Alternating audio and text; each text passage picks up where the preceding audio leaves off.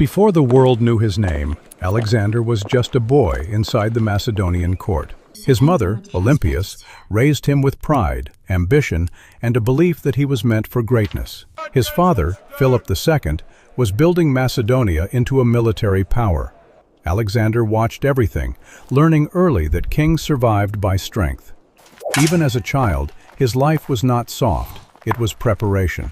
Court politics surrounded him, and every smile could hide a threat. Among other noble youths, Alexander already seemed different. At family gatherings, tension between power, inheritance, and loyalty was always present. From Macedonia's hills, Alexander looked toward a future much larger than his kingdom. He was young, but ambition had already started shaping him. Training turned the prince from a royal child into a warrior. He studied maps, poetry, philosophy, and the stories of legendary heroes. Then Aristotle became his teacher, giving him ideas as sharp as weapons. Alexander learned to think like a ruler, not just fight like a soldier. Knowledge became part of his power. Then came the horse no one could tame, Bucephalus. Alexander understood the horse's fear and won its trust. Philip saw something in his son that day: courage, intelligence, and destiny. With Bucephalus beneath him, Alexander looked like he was born to ride toward history. Soon, he wore armor not as a costume, but as a promise. He studied the Macedonian phalanx, the machine that would carry him across the world. Philip exposed him to command, logistics, and the discipline of armies. Alexander learned that battles were won before swords ever touched. In his early campaigns, he proved he had courage under pressure. Soldiers began seeing him not only as a prince, but as a leader. But inside the palace, family politics grew more dangerous. Alexander's relationship with Philip became strained by suspicion and rivalry. For a time, the prince was pushed away from the center of power. In isolation, Alexander had time to sharpen his pride. When he returned, he was no longer just a gifted son. He was a threat waiting for a crown. Then a royal celebration changed everything. Philip II was assassinated, and Macedonia was thrown into uncertainty. Alexander's grief had to move faster than his fear. At only 20 years old, he was declared king. A boy had inherited a kingdom built for war.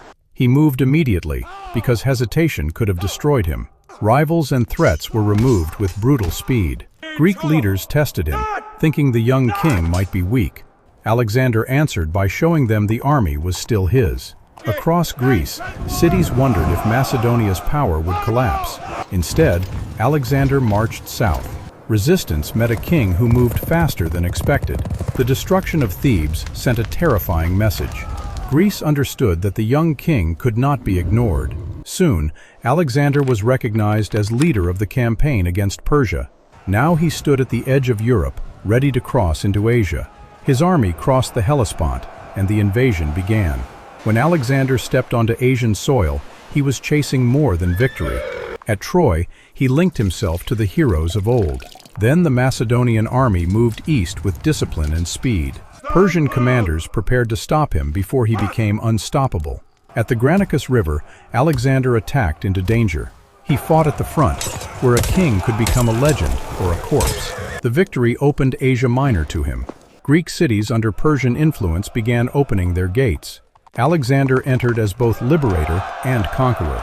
At Gordium, he faced a legendary knot tied to prophecy. Whether by patience or force, Alexander turned the moment into destiny. In Persia, Darius III realized this was no ordinary invasion.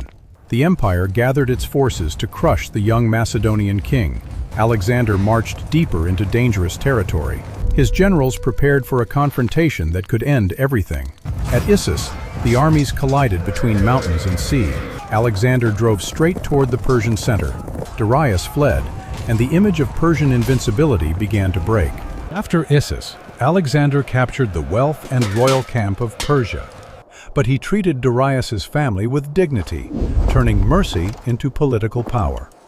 Leaders began submitting because Alexander looked impossible to stop. Then he faced Tyre, an island city that believed its walls could defy him. Alexander ordered his men to build a path through the sea. The siege became a test of engineering, patience, and obsession. When Tyre finally fell, the world learned how far Alexander would go. Victory made him powerful, but also more ruthless. After Tyre, more cities chose surrender over destruction. Alexander marched south toward Egypt. There, many welcomed him as a liberator from Persian rule. In Egypt, Alexander accepted symbols of ancient kingship. He founded Alexandria, a city meant to carry his name into the future. Then he crossed the desert toward the oracle of Siwa. What he heard there deepened his belief that he was more than ordinary. After Egypt, Alexander's confidence became almost dangerous. He turned back east to finish the Persian Empire. Darius gathered one final massive army. Alexander studied the field, searching for the weakness inside the giant. Before Gaugamela, his army waited in silence. The Persian force was enormous, built to crush him in open battle. Alexander found the opening and struck with his cavalry. The Persian line began to collapse. Darius fled again, and this time his empire could not recover. Gaugamela made Alexander master of the Persian world. He entered Babylon like a conqueror stepping into a dream. The scale of empire surrounded him. But Alexander did not stop at victory. He took Susa and the treasures of Persia. Then he moved toward Persepolis, the symbolic heart of Persian power. Inside its palaces, Alexander stood among the wealth of an empire he had broken. When Persepolis burned, victory turned into something darker. The flames marked both revenge and a moral turning point. Still, Alexander chased Darius east. The Persian king became a fugitive inside his own collapsing empire. When Darius was killed by his own men, Alexander arrived too late.